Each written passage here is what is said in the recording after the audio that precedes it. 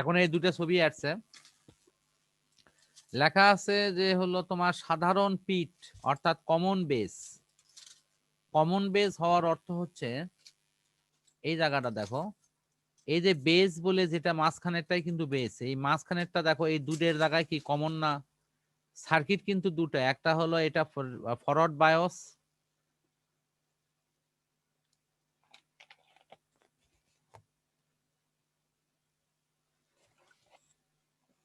আর এই পাশেটা হলো reverse bias. এই ফরওয়ার্ড বায়োস এবং রিভার্স বায়োস এই দুটের মধ্যে কমন ভাবে সংযোগ আছে হলো বেস। এখানেও দেখো কমন ভাবে সংযোগ আছে বেস। আর এখানেও দেখো এই জায়গাতে খেয়াল করো, এখানে এটা হলো ফরওয়ার্ড বায়োস, এই যে এই পাশেটা এটা এফ দিলাম, এটা হলো ফরওয়ার্ড বায়োস, আর এখানে আর লিখলাম, এটা হলো রিভার্স বায়োস। এটার মধ্যে কমন ভাবে কি আছে? ইমিটার না? দেখো তো ই দেখো, এই যে কমন ইমিটার, ইমিটার। ঠিক এই যে কমন কালেক্টর, এটা কি হবে এখানে এই যে সিটা, এই কালেক্টরটা তখন এই পাশে লাগানো থাকবে।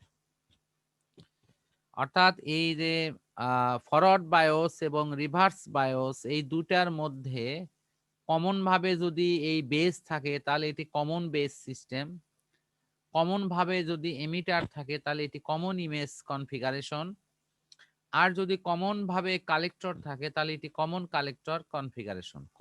কমন কালেক্টর কনফিগারেশনের ছবিটা ওই পাশে আমি দেখাই দিচ্ছি, এটা ওই পাশে আছে, অর্থাৎ পরবর্তী পৃষ্ঠায় আছে।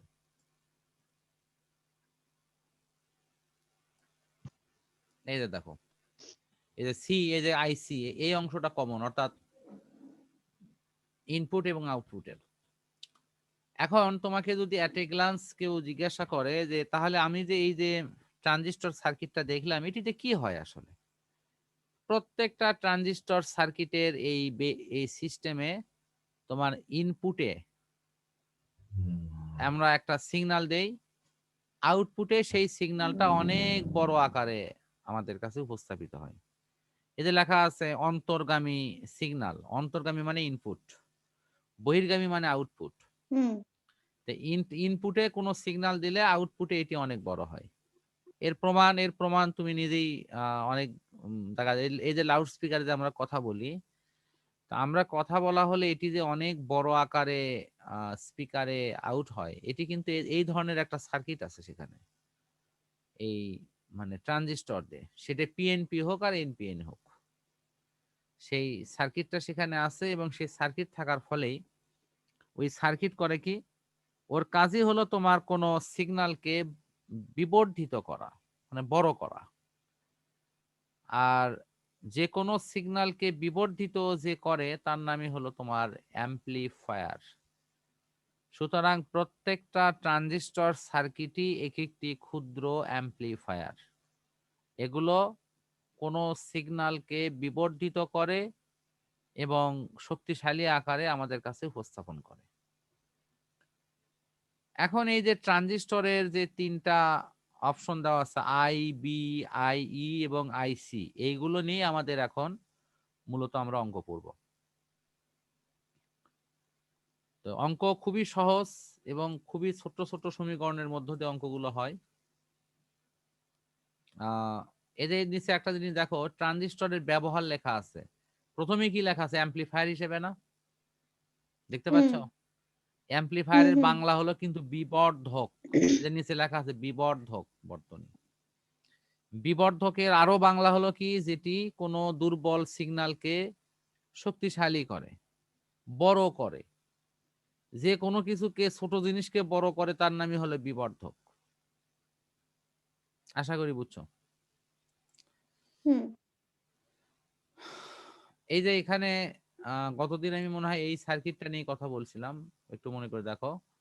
দেখো যে অন্তর্গামী বা ইনপুটে দেখো অনেক ছোট একটা ঢেউ, আউটপুটে দেখো এই ঢেউটা অনেক অনেক বড় হচ্ছে। তার মানে ইনপুটে এরকম ছোট সিগন্যাল দিলে আউটপুটে গিয়ে অনেক বড় হয়। এই জন্য ট্রানজিস্টর অ্যাম্পলিফায়ার হিসেবে কাজ করে। দেখো নিচে লেখা আছে ট্রানজিস্টর অ্যাম্পলিফায়ার।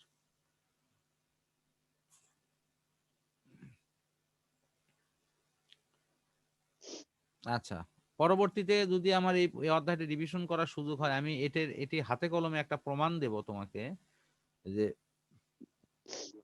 এটি সত্যি সত্যি কিভাবে অ্যাম্পলিফায়ার হয়, মানে এটি কিভাবে বিবর্ধক হিসেবে কাজ করে, এটারও আমার কাছে ইনশাল্লাহ একেবারে মানে বাস্তব উদাহরণ, যেটা ভোল্টেজ এবং অ্যাম্পিয়ারের মাধ্যমে দেখানো সম্ভব।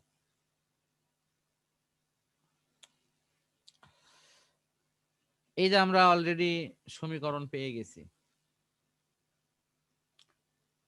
এটি আমি একটা খুব মানে সূক্ষ্ম কতগুলো বিষয় তোমাকে বলবো, সেটি একটু যদি মনে রাখার চেষ্টা করো। যেমন এটি লেখা আছে হলো আই সমান আইসি যোগ আইবি, এটি মনে রাখবা হলো বিসি সমান ই। মানুষ পড়ে না বিসি, বি প্লাস সি সমান হলো ই।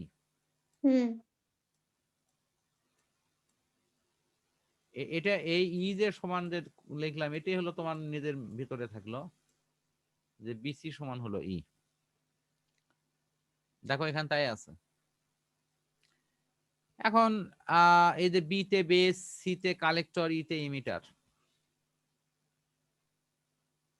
আচ্ছা, এরপরে হলো এই যে আলফা, আলফা বলে একটি অপশন দেওয়া আছে, এটা হলো প্রবাহ বিবর্ধক গুণক। আলফা প্রবাহ বিবর্ধক গুণক, এটি দেওয়া হয়েছে যে প্রবাহটা কত গুণ বড় হলো। এখন দেখো প্রবাহটা হয় একজন কালেকশন করবে, আর আরেক দিক দিয়ে এটি নিঃসরণ হবে, তাহলে প্রবাহটা কত গুণ বাড়লো, এটি আমরা কিভাবে বুঝবো? এটি বুঝবো এভাবে, যে মনে করো কেউ 10,000 টাকা কালেকশন করে নিয়ে আসলো, সেখান থেকে সে কতটুকু অন্যকে সরবরাহ করছে, কত গুণ আকারে করছে, সেটি হলো প্রবাহ বিবর্ধক গুণক। ঠিক যেমন এখানে কালেকশন হয়েছে 80 মিলি অ্যাম্পিয়ার, যদিও দশমিক আছে, 0.8 মিলি অ্যাম্পিয়ার, কিন্তু সেখানে নিঃসরণ ঘটছে কিন্তু 0.85 মিলি অ্যাম্পিয়ার। তার মানে আসছে কম কিন্তু বের হয়ে গেছে বেশি। তাহলে এর অনুপাতটা কি হবে? একের চেয়ে ছোট হয়ে যাবে না? দেখো তো ভালো করে, একের চেয়ে কিন্তু ছোট হবে। অর্থাৎ এখানে প্রবাহ বিবর্ধক কিন্তু তোমার নেগেটিভে যাবে। একের চেয়ে বড় হলে তখন এটা পজিটিভ থাকবে। পজিটিভ মানে কি? বেশি হলো। আর এটা কিন্তু প্রবাহ বিবর্ধক কিন্তু আসলে বাড়লো না, কমে গেল। কেন কমে গেল? ওই যে বললাম কালেকশন করিচ্ছে কম কিন্তু যাচ্ছে বেশি। যেমন কারো কাছে মানে আয় হচ্ছে কম কিন্তু তার ব্যয় হচ্ছে বেশি, তাহলে তার মানে উন্নয়নের ধারা বা তার যে ইয়েটা ডেভেলপমেন্ট, এটা কি কমে যাবে না বাড়বে? কমে যাবে না? যার আয় বেশি ব্যয় কম, সেটা কিন্তু প্রবাহটা মানে প্রবাহের যে বিবর্ধন, এটা কিন্তু আস্তে আস্তে বেড়ে যাবে। কিন্তু এর আয় কম কিন্তু ব্যয় বেশি, বের হয়ে যাচ্ছে বেশি, ফলে কিন্তু প্রবাহটা আস্তে আস্তে কমে যাবে একসময়। বুঝতে পারছো? মানে বিষয়টাকে এভাবে ভাববা যে কালেকশন হচ্ছে কম, নিঃসরণ হচ্ছে বেশি, তো এটার মাধ্যমে আমরা এই প্রবাহ বিবর্ধকটা বের করতে পারি। তাহলে প্রবাহ বিবর্ধকের বাংলা হলো কালেকশন ভাগ নিঃসরণ, আয় ভাগ ব্যয়। এই কালেকশনটাকে আয় হিসেবে ভাবো আর নিঃসরণটাকে ব্যয় হিসেবে ভাবো। আচ্ছা, তাহলে আমার মনে হয় এটি আমরা ক্লোজ করতে পারি। তাহলে এই যে দেখো, এই যে ছোট্ট না অঙ্ক বা ইকুয়েশন, এগুলো পারবা না? এই জাতীয় অঙ্ক আসলে এগুলো কিন্তু তোমার মূল অঙ্ক সময় দেখাবো আর কি, ওই যে তোমার নোট থেকে। তোমাকে এই কারণেই বলছিলাম যে এখানকার অঙ্কগুলো খুবই সহজ। আচ্ছা, এই পাশে সম্ভবত আরেকটা ইয়ে আছে।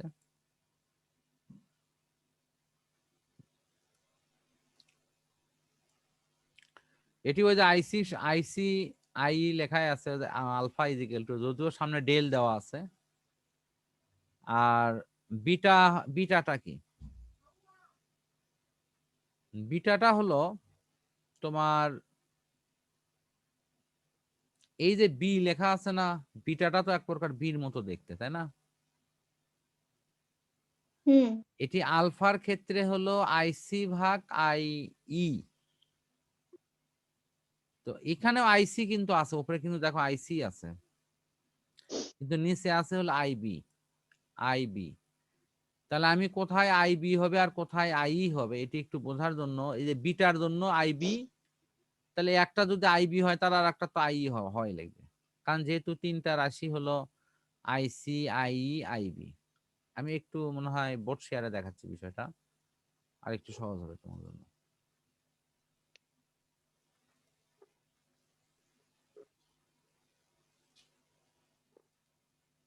এটি হলো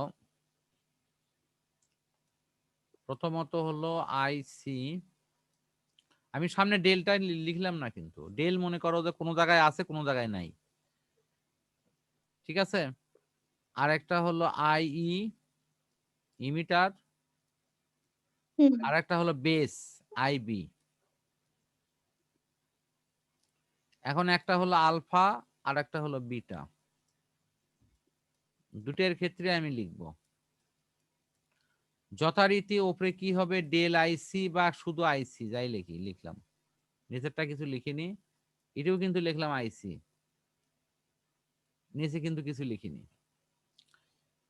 তাহলে এটির বেলায় আমরা কি লিখতেছি, এটিও আইসি এখানেও আইসি, এখানে যে বিটা আছে এই বিটার মতো কি বি না?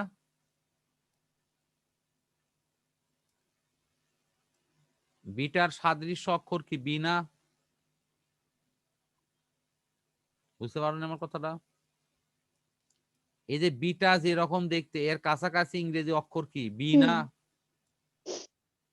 এই যে বি যে লিখলাম এই বি কি বিটার মতো দেখতে না? বুঝতেছ আমার কথাটা? হ্যালো,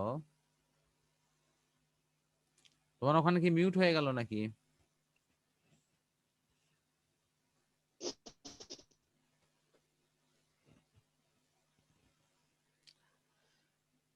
তোমার কথা শুনতে পাচ্ছি না। স্যার আছি স্যার, বলেন। তুমি যে কোনো কথা মাঝখানে বল, একটু সমস্যা হয়েছে। না না তুমি যে কোনো না, কথা মাঝখানে একটু সমস্যা হয়েছে। তুমি যে কোনো কথা বলছো না, তাহলে আমি কিভাবে বুঝবো যে তুমি শুনতেছো? না স্যার, ওই যে মাঝখানে একটু সমস্যা হয়েছিল তো সেই জন্য না পৌঁছায়নি মনে সেই হয়। জন্যই আমি তোমাকে বারবার জিজ্ঞাসা আমি করতেছি, শুনতেছি, বলেন। সেটা তুমি ওখান থেকে রেসপন্স হ্যাঁ, ওই যে করলে। আপনি যখন জিজ্ঞাসা করতেছিলেন তখন একটু সমস্যা হয়েছিল, সেই জন্য মনে হয় পৌঁছায় নাই।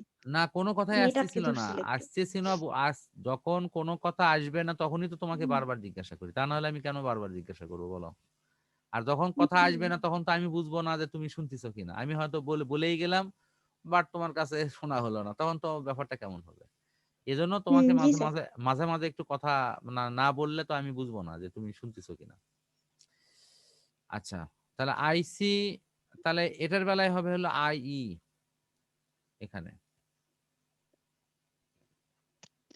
আবার নেটওয়ার্ক দেখে আনস্টেবল এখানে, তাহলে এটি হলো আইই এটা।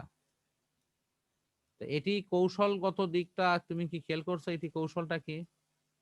এই যে বিটার বেলায় কাছাকাছি অক্ষর হলো বি, এটা যেখানে বিটা সেখানে আইবি, তাহলে এটি যদি আইবি হয় তাহলে এটি আইসি হবে, সরি আইই হবে, কারণ উভয়েরই কিন্তু লবে কি আছে দেখো তো,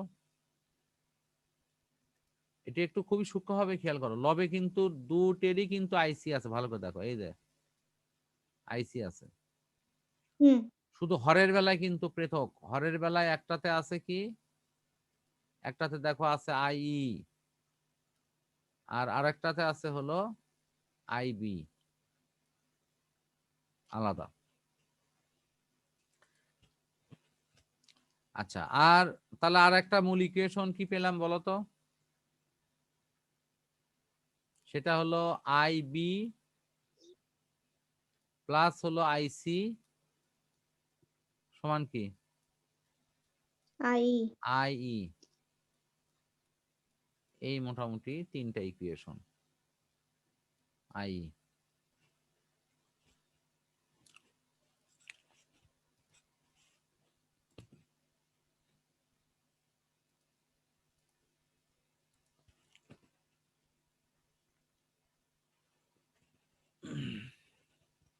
আচ্ছা তাহলে আমি এখন আমার মনে হয় মূল বইয়ের আমার কাজ শেষ।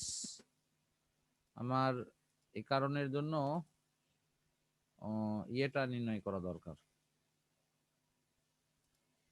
আমি মূল বইটাকে এখানে ক্লোজ করে রেখে নোট বের করলাম অঙ্কের।